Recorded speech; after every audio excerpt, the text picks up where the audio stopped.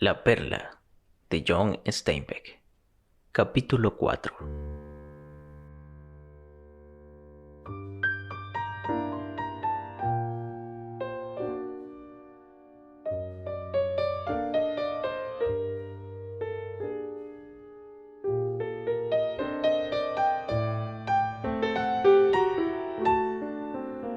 Es maravilloso el modo con que una pequeña ciudad mantiene el dominio de sí misma y de todas sus unidades constitutivas.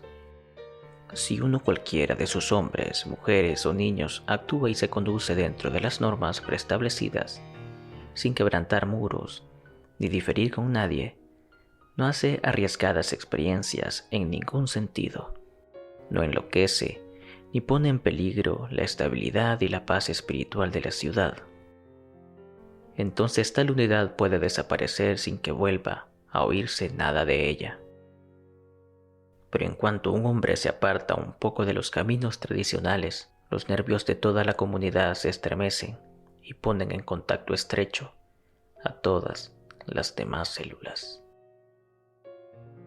Así, en La Paz, se supo a primeras horas de la mañana que Quino iba a vender su perla aquel día. Se sabía ya entre vecinos del caserío pescador, entre los mercaderes del barrio oriental y en la iglesia, porque los monaguillos habían llevado la nueva, hasta las monjas que se amontonaban en las gradas de la capilla. La mayoría de los traficantes en perlas lo sabían también, y al llegar el día, cada uno de ellos estaba sentado frente a su bandejita forrada de terciopelo negro, acariciando perlas con la yema de los dedos y haciendo números mentalmente. Se suponía que los compradores de perlas eran individuos que actuaban aisladamente, compitiendo en la adquisición de las perlas que los pescadores les llevaban. Hubo un tiempo en que era así, pero aquel método resultaba absurdo, ya que a menudo, en la excitación por arrebatar una buena perla a los competidores, se había llegado a ofrecer precios demasiado elevados.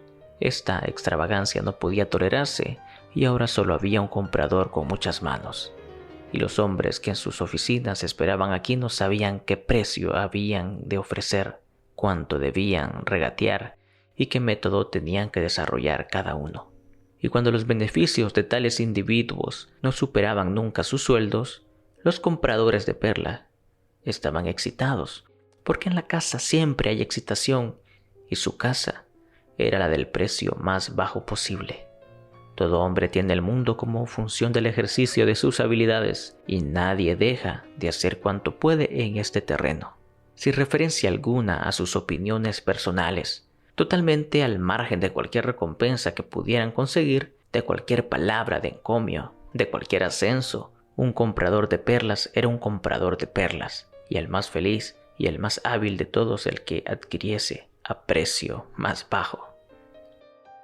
El sol estaba aquella mañana al rojo blanco, arrebatando la humedad al golfo y al estuario y esparciéndola por el aire, haciéndolo vibrar y descomponiendo la visión. Al norte de la villa, en el horizonte, una montaña que se hallaba a más de 200 millas de distancia, con sus laderas cubiertas de pinares y una recia cima rocosa coronando los límites de la arboleda. Aquella mañana las canoas seguían alineadas sobre la playa. Los pescadores no salían en busca de perlas porque iban a suceder muchas cosas dignas de verse cuando Quino fuese a vender la gran perla. En las chozas de ramas, los vecinos de Quino seguían sentados frente a sus desayunos hablando de lo que harían de ser ellos los dueños de la perla. Uno decía que se la regalaría al Santo Padre de Roma, otro que pagaría misas por las almas de sus familias durante 1000 años, otro opinaba que lo mejor fuera distribuir el dinero entre los necesitados de La Paz, y un cuarto defendía que, de todas las cosas buenas a hacer con el precio de la perla, ninguna como la caridad a manos llenas. Todos deseaban que la súbita riqueza no enloqueciera a Quino, no hiciera de él un verdadero rico, no lo sumergiera en toda la maldad del orgullo, el odio y la frialdad. Quino era querido de todos. Sería doloroso que la perla lo echase a perder. Es tan buena la pobre Juana, decían, y Coyotito, y los que vengan. Sería doloroso que la perla los aniquilase. Para Quino y Juana era aquella la mañana más grande de sus vidas, comparable tan solo al día del nacimiento del niño. Este iba a ser el día del que todos los demás dependiesen. Dirían, eso fue 2 años antes de que vendiésemos la perla, o 6 semanas después de la venta de la perla. Juana, cuando pensaba en esto, olvidaba todos sus temores.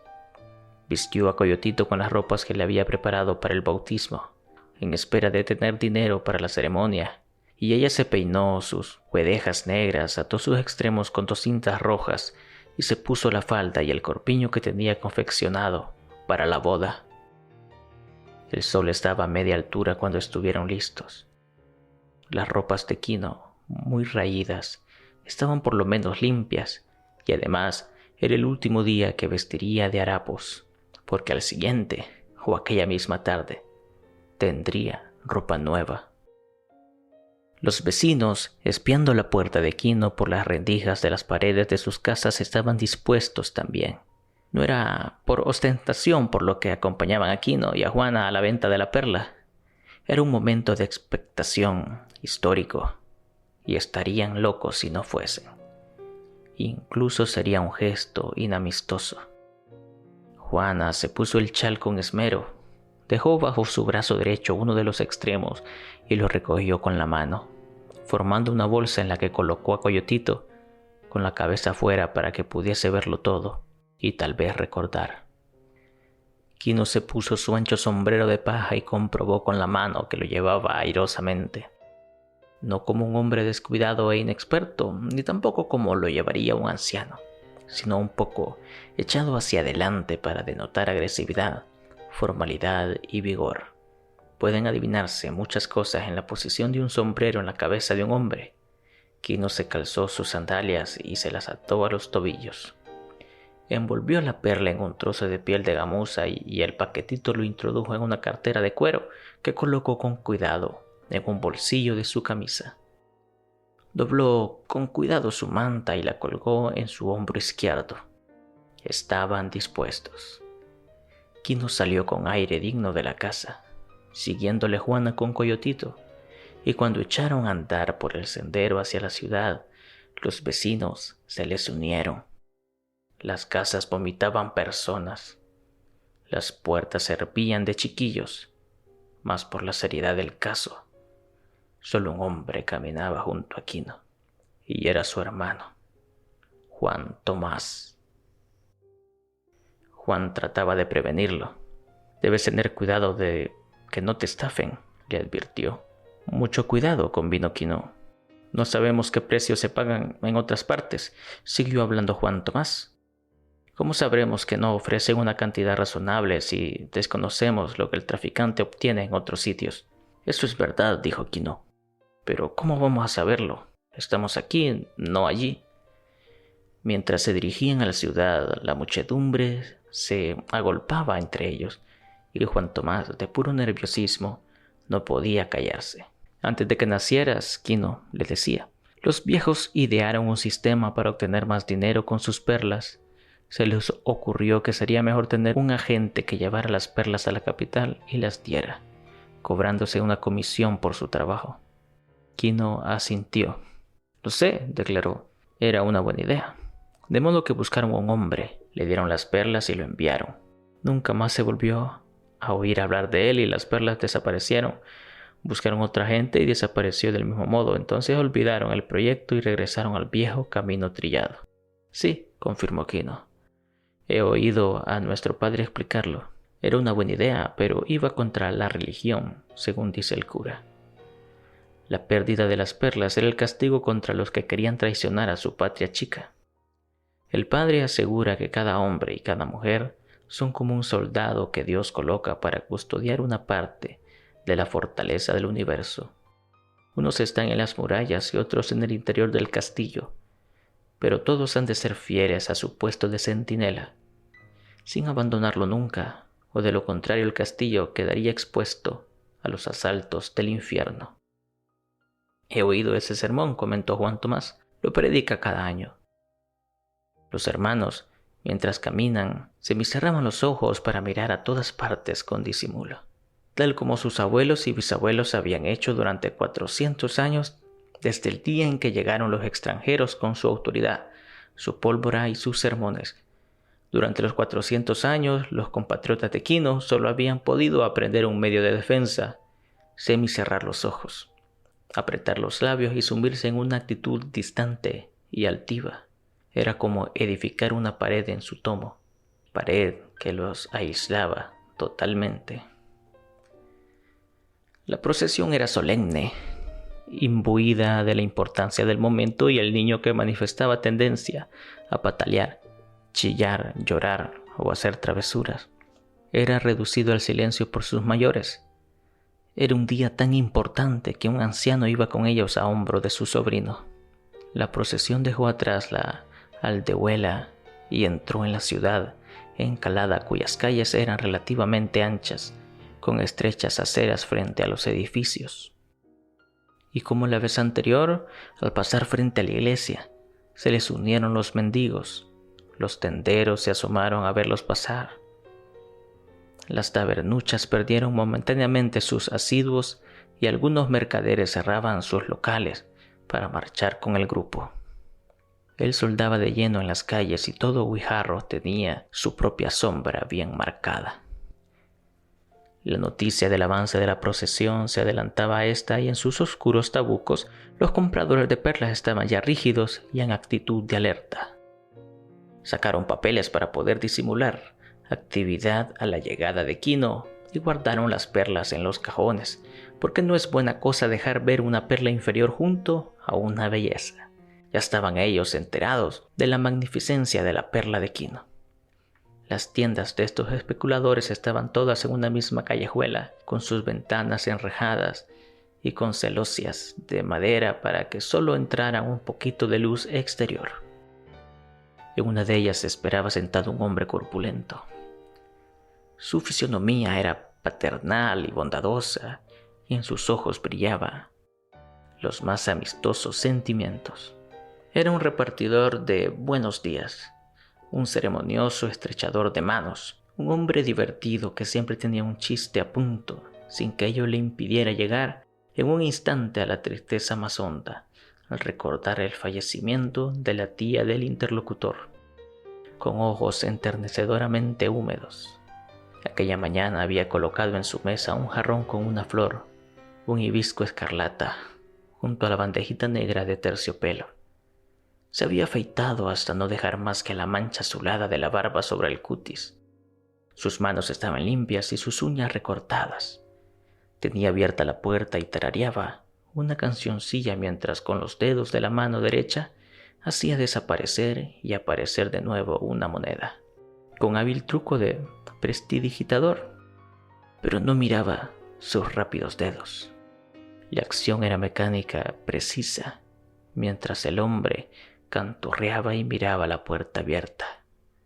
Oyó el rumor de muchos pasos aproximándose y sus dedos aumentaron la velocidad del juego. Y cuando la figura de Quino llenó el umbral, la moneda desapareció con un destello final. «Buenos días, amigo mío», exclamó el enorme individuo. «¿En qué puedo ayudarte?» Quino se esforzaba por adaptar su vista a la oscuridad de la estancia.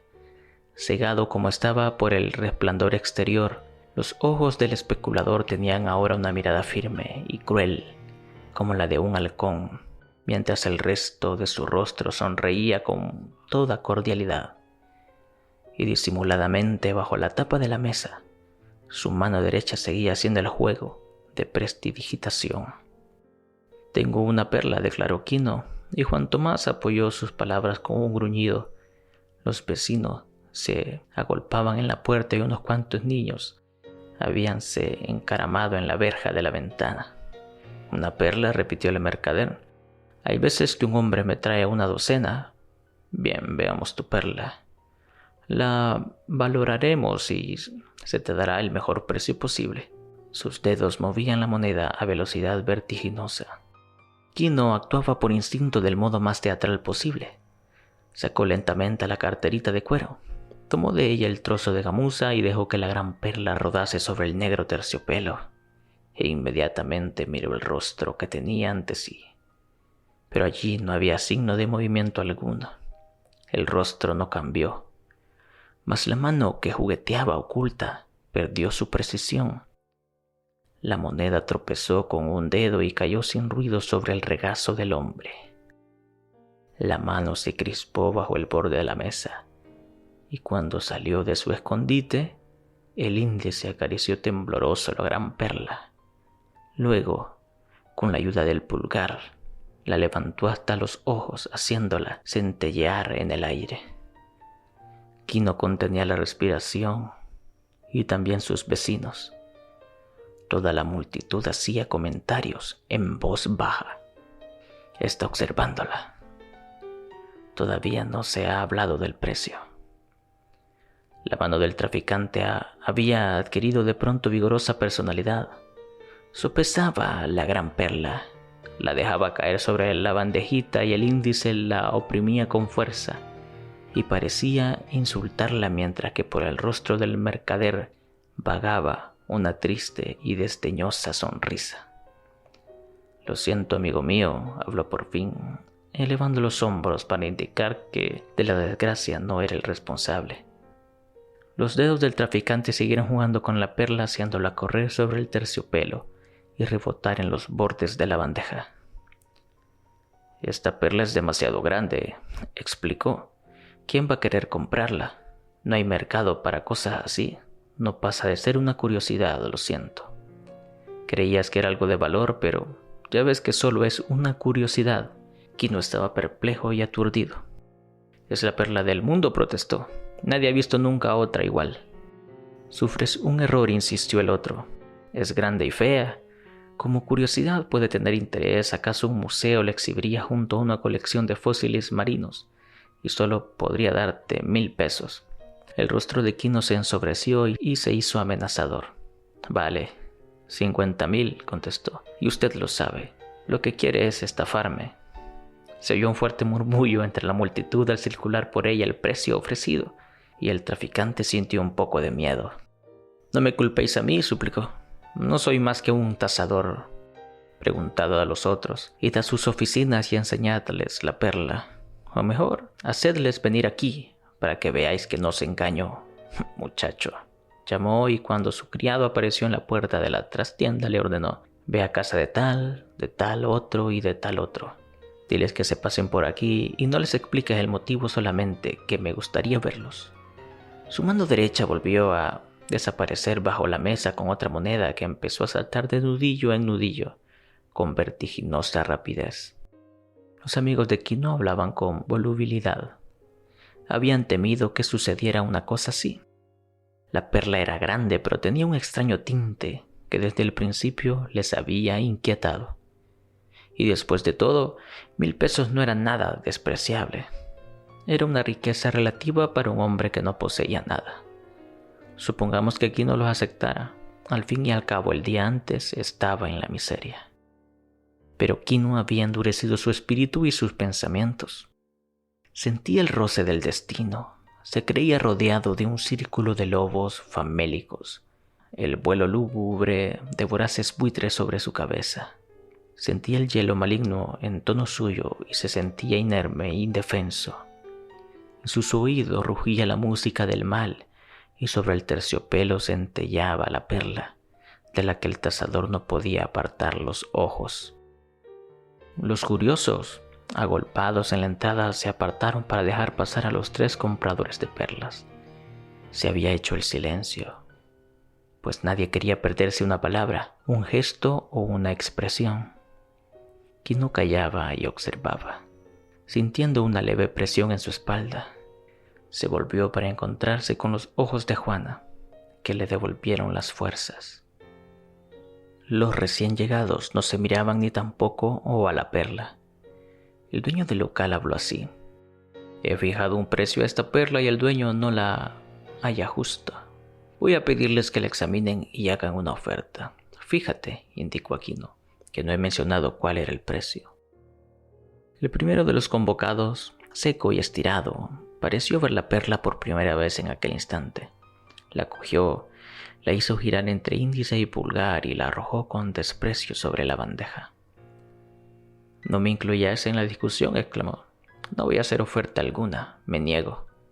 «Esto no es una perla, es una monstruosidad», y sus labios se curvaron desdeñosamente. El segundo, un hombrecillo de tímidos modales y voz muy aguda, la tomó a su vez y la examinó con gran cuidado.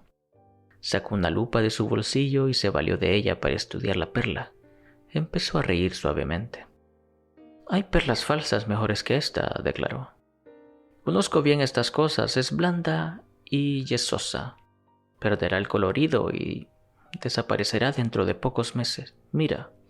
Ofreció la lupa a Quino indicándole cómo había de usarla. Quino, que nunca había visto con aumento la superficie de una perla, quedó perplejo ante el aspecto extrañamente rugoso de aquella. El tercero la arrebató de manos del pescador. «A uno de mis clientes le gustan estas cosas», le dijo. «Te ofrezco 500 pesos y tal vez pueda vendérsela por 600. Quino volvió a apoderarse de la perla, la envolvió en la gamuza y la guardó en su pecho. Entonces intervino el hombre sentado detrás de la mesa. «Soy un loco, bien lo sé, pero mantengo mi primera oferta. Sigo ofreciendo 1000 pesos. ¿Qué haces?», preguntó al ver a Quino guardarse la perla. «Esto es una estafa», gritó Quino con fuerza. «Mi perla no se vende aquí. Voy a tener que ir a la capital». Los compradores se miraron unos a otros. Se dieron cuenta de que habían ido demasiado lejos. Sabían que se les reñiría severamente por su fracaso, y en un esfuerzo el que había pujado más alto propuso: «Podría llegar hasta 1500. Pero Quino se abrió paso entre la multitud. Las voces llegaban a él muy debilitadas, pues la sangre rabiosa le ensordecía. Se alejó a grandes zancadas y Juana lo siguió corriendo.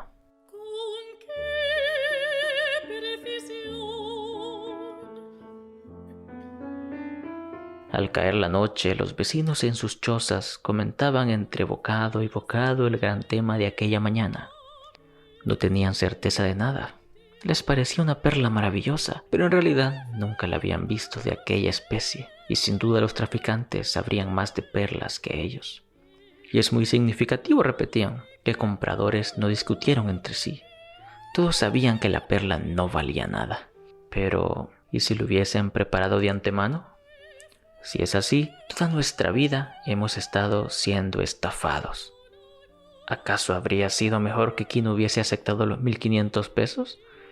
Era mucho dinero, más del que había visto nunca. Puede que Quino fuese un loco. Supongamos que se fuera de veras a la capital y no encontrase comprador para su perla. No sobreviviría a una cosa así. Y ahora, decían los temerosos, ahora que los había desafiado, los especuladores ya no querrían tratar con él. Podría ser que Quino se hubiera cortado la retirada con su actitud. Otros oponían que Quino era un valiente y que tenía razón. De su valentía todos podían sacar provecho. Estos estaban orgullosos de Quino. En su casa, Quino yacía sobre su jergón meditando. Había enterrado la perla bajo una piedra del fogón y ahora miraba los dibujos de la tela del colchón hasta que sus arabescos le mareaban. Había perdido un mundo para no ganar ninguno y tenía miedo.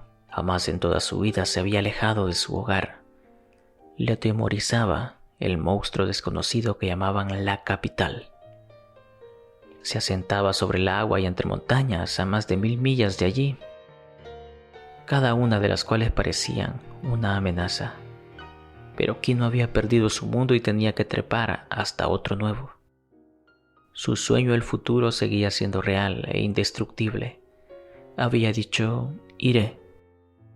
Y esto hacía también realidad a la partida.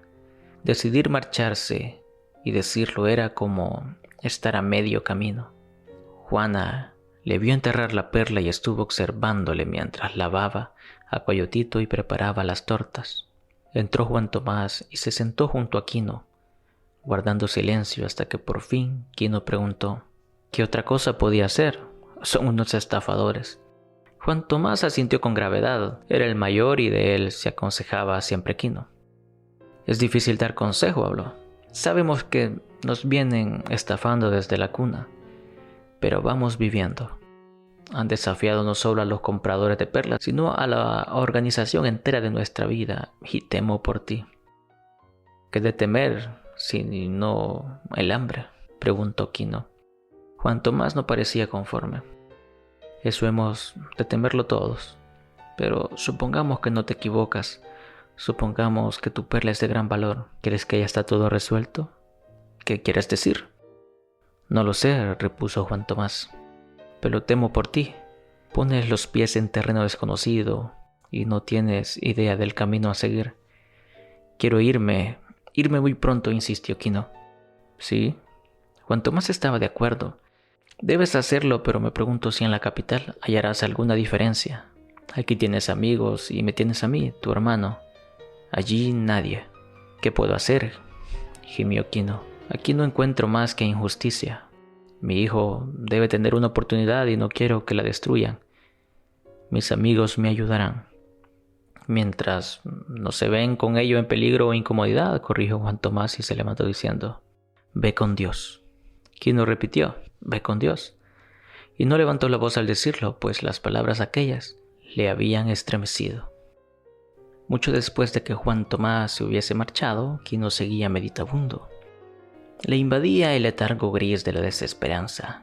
Veía todos los caminos cerrados y en su cabeza sonaba la música enemiga.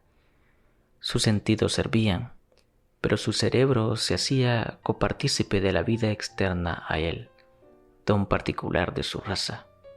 Así oía todos los rumores de la noche, las quejas soñolientas de los pájaros, la agonía pasional de los gatos, el avance y retroceso de las olas sobre la playa y el susurro del viento.